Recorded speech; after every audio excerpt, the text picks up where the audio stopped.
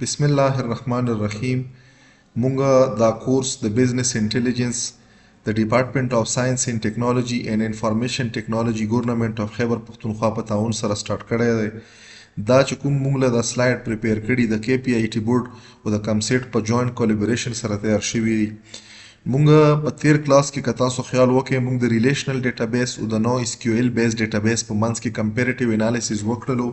دا خپل کورس مونږ کنټینیو کوو. تیر کلاس که تاسو نه یې کتلی نو بره په آی بټن به تاسو ته میلاو شي. مهرباني وکړئ چې دا کوم کنټینټ تاسو ګورئ په دغه باندې کمنټس کې دا شیر کوئ. راځئ چې مونږ کنټینیو کړو. دا نوی چې کوم ټاپک دی د کلاود ډیټابیس څه شي ته یایي. مونږ ویلی شو چې کلاود ډیټابیس از نارملی هوسټډ on cloud platform for computing purpose which provide scalable and flexible data management and solution. مونږ سره نارملی چې کوم هغه ډیټابیس چې کوم مونږ سره رن کیږي یا هوسټ کیږي په کلاودینګ مختلف قسم کمپیوټینګ پلیټفارم باندې د څه شي دپاره د سکیلیبل اینډ فلیکسیبل ډیټا منیجمنټ سولوشن د پرووایډ کېدو دپاره. نو داسې قسمه ډیټابیس ته مونږ څه یو دغه ته مونږ یو کلاود ډیټابیس. نارملی مختلف قسم کلاود سرویس پرووایډرز وي دا مونږ سره مینیج کوي مینټین کوي. دا چې کومې مونږ سره کلاود ډیټابیس دی په دغه کې مونږ سره آن ډیمانډ سکیلیبلیټي پراپرټیز په دغه چې کوم کلاود بیس ډیټابیس وي په دغه کې وي. دغه لپاره مونږ سره څه فزیکل هارډویر یا هارډویر مینیجمنټ فزیکل هارډویر مینیجمنټ دا مونږ سره نه وي ریکوایرډ. که مونږ وکړو نو چې کوم کلاود بیس ډیټابیسز دي دا مونږ سره هایلی اویلیبلیټي او ریډنډنسي دا مونږ سره څه شی کوي دا آفر کوي. که بیا مونږ وکړو نو نارملی د ډیټا بیک اپ او د ریکوري دپاره په دغه کې اټومیټکس مطلب فیچرز اویلیبلز وي. په کلاود چې کوم ډیټابیس وي په دغه کې د بیک اپ او د ریکوري دپاره مونږ سره اټومیټک کیپیبلیټیز وي. دغه نه علاوه پی ایز یو یوز پرایسینګ ماډل نارملی دغه دپاره مونږ سره چې کوم ماډل یوز کیږي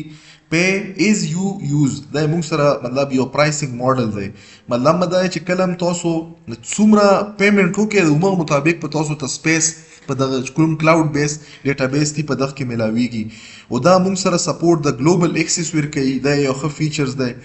دغه نه علاوه مونږ مختلف قسم کلاود اپلیکیشن دي دا سره ډېر ایزیلی انټیګریټ کولی شو. نارملی مونږ سره چې کوم مختلف قسم سترونګ سیکورټي میئرز دي چې په مختلف وینډرز یې پرووایډ کوي نو هغه کیپیبلیټي به مونږ سره په د کلاود کمپیوټینګ ډیټابیس کې مونږ سره شته دی. دغه نه علاوه مونږ سره په دغه کې په کلاود چې کوم بیس ډیټابیسز دي په دغه کې مونږ سره د SQL او د NoSQL د دواړو ډیټابیس سپورټ هم وي. نارملی دا مونږ سره آیډیل دی د ماډرن ډسټریبیوټډ اپلیکیشن دپاره. که مونږ اگزامپل وکړو نو مونږ سره چې کوم Amazon RDS دی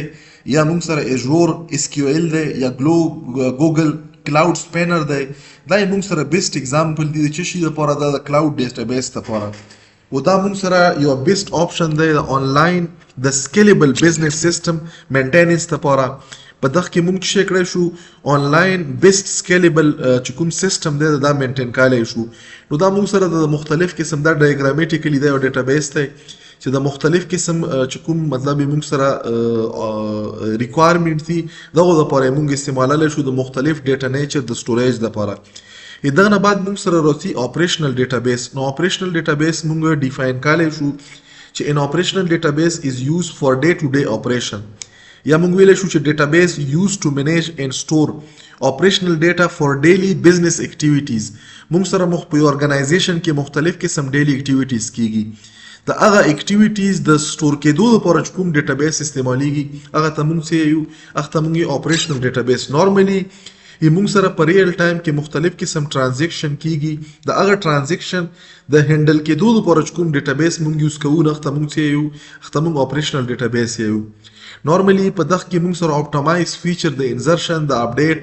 د ډیلیټ دغه اپریشن دپاره مونږ سره پکې اپټمایز فیچرز وي. یا مونږ ویلی شو چې مونږ سره ډیمیل ډیټا منیپولیشن لینګویج چې کوم کمانډ دی انزرټ ډیلیټ اپډیټ دغه دپاره پکې اپټمایز فیچرز دي په اپریشنل ډیټابیس کې.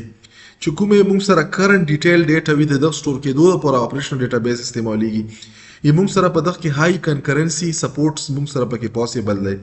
دغه نه علاوه دا مونږ سره سترونګلی انکریج کوي یا انشور کوي چې کوم مونږ سره د ایسټ کمپلاینس پراپرټي ده د څه شي دپاره د مختلف قسم چې کوم ټرانزیکشن کیږي.